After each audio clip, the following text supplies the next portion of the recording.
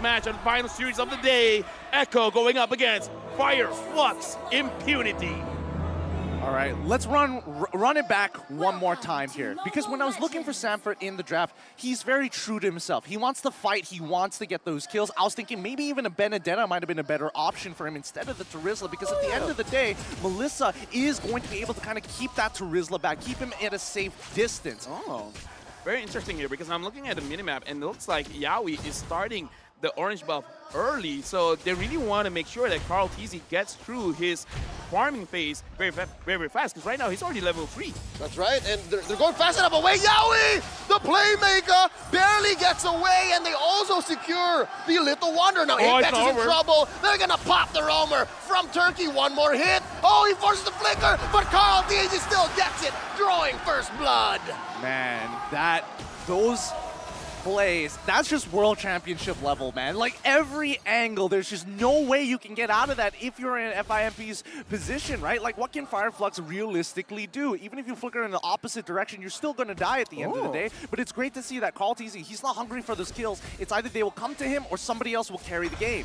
It's just been 1 minute and 30 seconds, but a lot has happened, and one of it is the fact that Carl TZ is on this landslide. It's actually starting with a Steel Lake place, which usually we see Molten Essence or maybe even like a little bit of damage. But here, Echo, they're actually trying something very different, going up against Flux Impunity, which is very interesting. My theory is Carl TZ understands that he is the thread.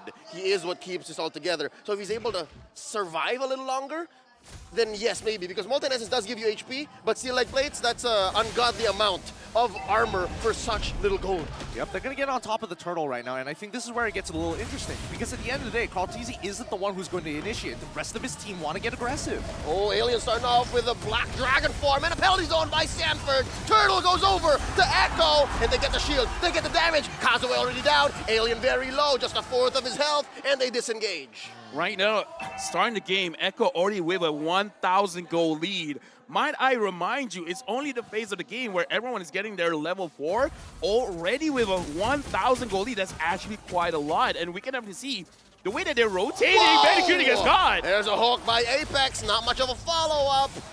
Can't capitalize. Yep. I love the fact that Yaoi is mirroring Apex here, but he's not directly, he's not man-to-man body defense. He's lingering behind him, and he's making sure that even if he does get the catch, there's an instant counter reaction if we do see Fireflux wanting to capitalize on these picks. And even so, at the end of the day, it's going to be about the neutral objectives. That's why we're seeing Carl TZ wanting to maintain his level lead against Kizue. Right now, I want to open a conversation. The changes in the jungle, extra 5% gold in the jungle creeps. Right now, Gideon, you're looking at Carl TZ's rotation, even invading Flux Impunity. What do you think about this? So far, I think it's a great idea, right? Maintain this level lead. Give yourself the biggest amount of advantages, because fighting around these neutral objectives might not necessarily be the greatest thing in the world for Echo as soon as this game starts dragging out to the 8-minute mark, arguably even 12-minute mark. And that's going to allow for him to make the most of that early pair of pants, right? Yes, you do pants now, but you can eventually still catch up. You can go farm so fast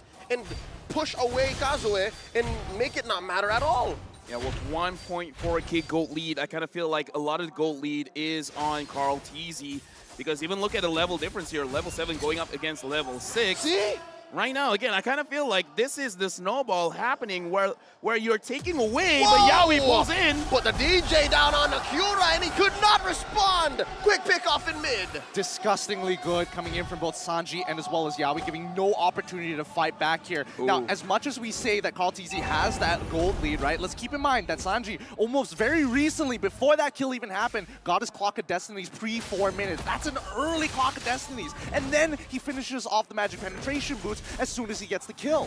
I feel like what's crazy here is, like, across the board, everyone from Echo, they have a level advantage. Whatever rotation they've been doing, it's really helping everyone out, and I kind of just believe it's not them getting too big of an advantage. It's all about denying advantage. Sanji goes in. Oh, and just takes out Kura like that. And now Kazuya is in trouble. Apex 47, can he save his jungler? Yes, there's no. Sanford gets a kill.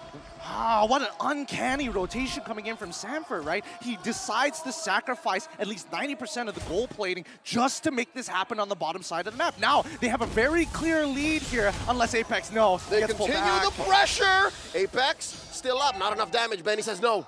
Look at topside though. Yuzong, he's finally getting a little bit of gold for himself, but he's basically out of this game.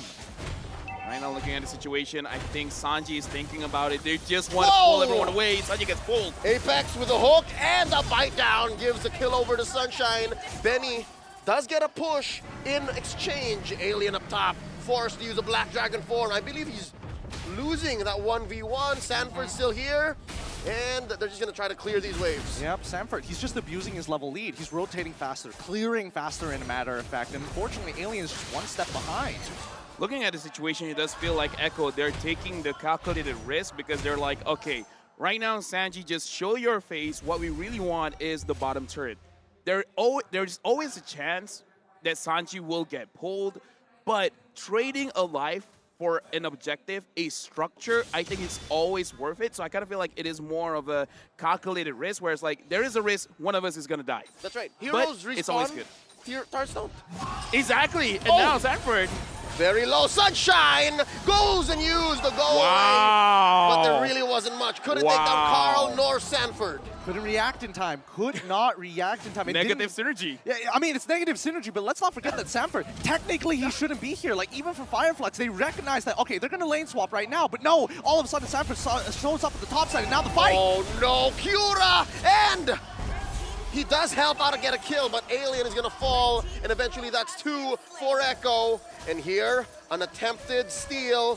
Oh, Carl Teasy does eventually still get it. No, wait! Kazuma secures! I gotta say, I'm still looking at what happened just now at top.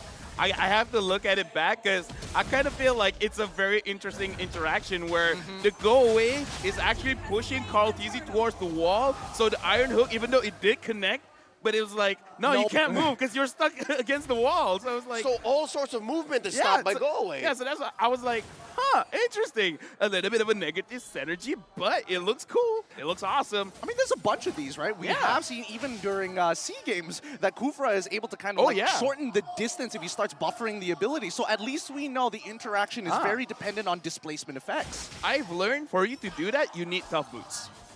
And now Yaoi with the conceal is looking to flank. Alien goes in. So far, everyone's just like, okay, let's clear the minion. If we see a path, we're gonna go for it. If not, then it's all right. Reset, try to find resources somewhere else.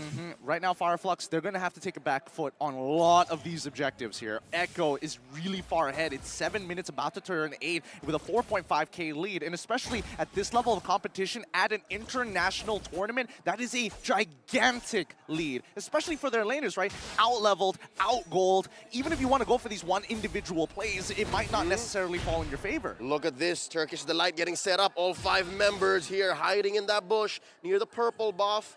Not gonna lead to much, because I think Echo knows Carl Teasy did not overextend here. Gonna attempt one. Here's a pull right at the purple buff. Apex 47 popped by Sanji. That's a man down for the Turkish squad. And right now, just with that one loss, Echo is looking like they can push for DPZ, that's a deep penalty zone, plus a blazing duet. That's already 2 down in that single engagement, plus a push by Echo. Beautiful. Sanford literally waits for the very last second. It looks like he's about to touch the ground before he flickers. I think that's an EXP laner's wet dream. Yes, it was definitely my wet dream for sure. I'm going to be thinking about that tonight. Given the Kadira, it's very wet. Oh, yeah. Woo! I mean, it's some hot stuff here, but let's keep in mind that Echo, every single move that they've made, they force something out of FIMP. Going into the purple buff. Oh, we managed to get Kazue's retribution. Now he can't fight for the neutral objective. We go deeper in. Early rotations coming in from Sanford to guarantee the lead for Benny QT as well as Carl Teasy. And now look at this. All of that early game setup, making sure that this Lord is basically impossible for FIMP to even get close. I gotta say, man, from the early stages of the game up until right now, every single bush, it feels like it's Echo's bush. Every single time you want to check for vision, every single time you have the attention of finding farm, you're gonna get punished. And I think that is that's the biggest difference maker here, because Flux Impunity, every single time they're moving, they're going to get caught. Yeah, I think Echo here is making the most of this 9K, almost 10K gold lead. They are translating this financial advantage into space. Because again, they have better face checking. They have better vision, given the extra defensive items that they're rocking, compared to FIMP, who has to very safely rely on the hook. Boy, Yawi, he loses out his flicker here, so that's one tool gone. Now, maybe FIMP can do something. Oh, Black Dragon form by Alien, and there's Muddles dropped in, very low, forced to use the rough waves on out. He does survive using the Petrify as well. Here comes Alien, and here comes some Clap from the Turkish squad, and Sanford very low. There's a damage, and he goes down. Sanji as well. Sansan is down, traded out for Alien, and look at this, the bite down by Apex, and there's another hook. The Turkish are going insane. That's 3 down already. Make that 4. The GOAT has fallen. Flux Impunity on fire. This is why every single time we see this Turkish delight, their version of the Ube, their version as Junior Blacklist, they know how to high ground defense like no other. Yo, shout out to Apex 47. We're going to check back the replay. Hookman. Not just Hookman, man, but he saved the ult for Betty Cutie, because look at this, Apex 47, the green light, he still has his ult. He's saving it. He's like, wait, there's one member missing. Cross is winning, but look at his Betty Cutie. He was shut down. He was suppressed. After that, it's game over, man. He literally said, nothing personal, kid. Flickers behind him just to get the bloody hunt down. And this is just raw preparation from the side of Flux Impunity, right? Great preparation. They know the habits of Echo. I just got to say, man, just now the goalie was almost like, what, 10K? Now it's 4.4. Cut in half. Cut in half. That's how big that team fight was. I mean, it's huge shutdowns all across the board. Altizi ended up dying there. Sanford ended up dying there. More importantly, Sanji ended up dying there. Dude, look at the Lord advantage. Negative 3.6. Negative 3.6. I mean, sure, they got a lot of push, and that is amazing. Don't get me wrong, but this does show that Flux Impunity now, they're breathing in life a bit. Yep, I think that's step 1 in maybe a 4 or 5 step process. Grand Theft Purple here committed by Carl TZ. That's 1 charge, pleading guilty. Given that, 10 seconds away from this Luminous Lord, I think a penetration is in check, given that FIMP have yet to take 1 turret, so they still need to work on their waves. Well, let's keep in mind, the last time we saw Echo actually push it and lose out that high ground fight was all because, well, Yawi, he did have his flicker available, but everybody else, their battle spells were not ready to go, so they couldn't force out the play. And with Yawi not catching somebody with a Divine Judgment means that they had to pull back, but they were confident. That's when we see Flux Impunity start abusing them. Whoa. And now, playing the map on their side, calculating it down to the very last pixel. Well done, as they claim more gold and scavenge this game back.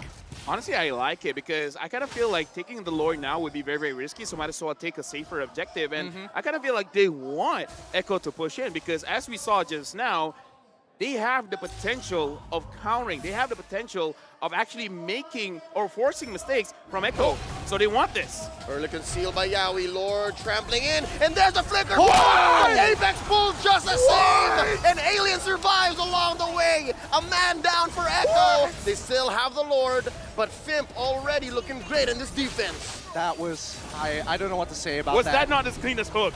It was the cleanest save. It was one of the cleaner ones, but it looked so, it looked like it went right through Yawi, and then he walked right back into it. Don't tell me you feel cheated, man. Oh, no, not just yet. Right. Not until we see the replay in slow-mo. One more time. All right. Just messing with you. But yeah, Leo, like, that was an amazing defense. It was. And yeah, they did lose 2 inhibitors, but in the end, I think Flux Impunity is happy to at least get something along the way. Here's another instant replay. All right, you asked for it. Okay, here we go this time. Let's see if my old eyes can catch this in time. So we do see Yawi actually flickering forward. Yeah. Oh! He dashes into the hook right at the end. If he just didn't dash, it would have been totally fine. You have good eyes, by the way. Thank God. Very, very good eyes. This just speaks of how well Apex understands the physics of the Iron Hook, but now Yawi looking for revenge. Oh, Black Dragon formed by Alien. Oh, Not gonna lead to much here. This is not a good engage. Yeah, I mean, nothing to worry about. Still 70 more seconds until the next Lord comes back up. So I think even for FIMP this time, they can just wait it out, get their cooldowns back online, and then look to fight. Because again, no inhibitors, so you can just wait for the waves to push into them. Right now, we're living in the moment, but let's look into the future, right? Like, what are both teams looking for right now? Because it is very clear here that Yaoi has been, I would say, the linchpin of getting any of those engages, except for that one moment when Sanford, with the flicker, crazy engage. But again, it's like, they want to engage, they want to start something. Fire, Flux, Impunity, what are they looking for? Personally, for me, I think a lot of this comes down to the conditioning, right? Fire, Flux, Impunity, they understand how Echo has been moving, how their general play styles are going to look like. And considering that it is that step-by-step process, all you got to do is figure out what step is Echo on right now. Yaoi has tried multiple times, so keep your eyes specifically on Sanji or Sanford. They might look to make one of the bigger plays here for this next fight. And that just translates into the ecosystem, right? You have to understand where you are on the food chain. Yep. And right now, Echo is still on top of the food chain, but slowly but surely, Fire, Flux, Impunity are crawling back up. And here they understand the dynamics. We still have to stick to the Turkish delight altogether now. And I think the way that Kazuo is positioning himself, he might actually want to contest. You wouldn't do this. You wouldn't hide yourselves here if you weren't going to contest. FIMP is walking up here. They know that maybe if somebody overextends, they could get a pick, but they know that they can't take a full 5v5 so deep outside of their base. They might as well just go back, wait until it starts pushing into them. Remember, they still have the Melissa on their side. Their high ground defense, honestly, is not that bad. Yeah, right now, actually looking at the situation, 3 straight Lords in a row. Fire, Flux, Impunity, they let Echo oh, I love this. I wanted to talk about this, but freezing the lane in your own base. I love this because you're forcing Echo to come in, and you're actually stacking your own minions, but now that the minion is coming in, Echo, how will they start this fight? Oh, that's the minion. Big Lord coming in.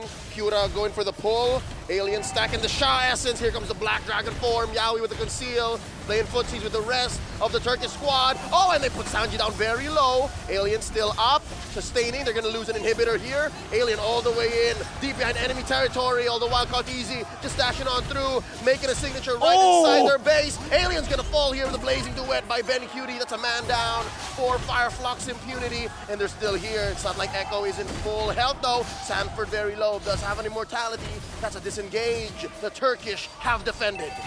I mean, they've defended for now, and I gotta say it's very impressive. Carl Teasy goes in, didn't actually hit the damage onto Sunshine. Looking at the base, it's very dangerously low, but even Echo, they're like, we have 9K gold lead, but why can't we go in? No. This is all FIMP right here. Alien bought a ridiculous amount of time, and more importantly, got the passive out of Sanji out as early as possible, including the rough waves. We did, as expected, see Sanford try to make the play, but the follow-up damage from Sanji was not there. He already expanded all of his abilities, and Benny QT is just getting body blocked time and time again by either Kazue or even for Apex, because again, Apex, he's holding that bloody hunt for if Benny QT oversteps his boundaries.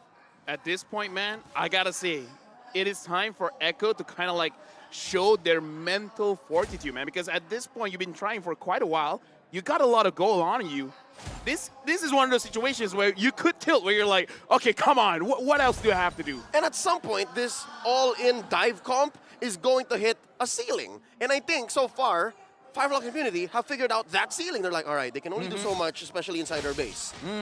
Absolutely, especially when they're playing a traditional front to back, right? You hit the front line, and as soon as you get rid of them, you move in towards that back side. Now, looking at Sunshine's items earlier, he is in a very good position. He can chunk everybody from the side of Echo. He is a problem that Echo needs to answer almost straight away. And if FIMP is able to kind of stagger the abilities, force the resources on different sides of the map, they have a very good opportunity to take a full 5v5 outside of their base. You were talking about positioning, man. Look at the positioning of Sanji right now. Sanji and Yaoi, they're waiting. They're waiting for someone to try to get this push and then try to burst them out very, very fast. Speaking of which, oh no, FIMP has been letting go of the lore so far. Will they do the same for this one?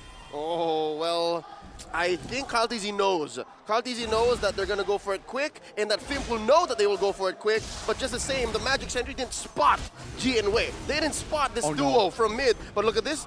Looking for an engage. Oh, look at this, look at this, yeah. look at this. Oh, flickering, and the doorway, they punish the playmaker. Yowie is down, I repeat, Yowie is down. Alien does draw a line going in straight, but Echo secures the Lord. Oh. Apex looking at Sanji, and right now, Sanford goes in! Penalty zone for 4! Make that 5! Apex falls! And that's gonna be 1 immortality up. Sanford does pay the price. Apex go down. Then Cutie and Caldeezy deep behind enemy territory. And here no! Down goes Sunshine. Benny Cutie gets 2K. No, that's so unfortunate. FIMP played that so well. They got everything out of Echo, but at the very end, that split second of thinking, I could turn this around.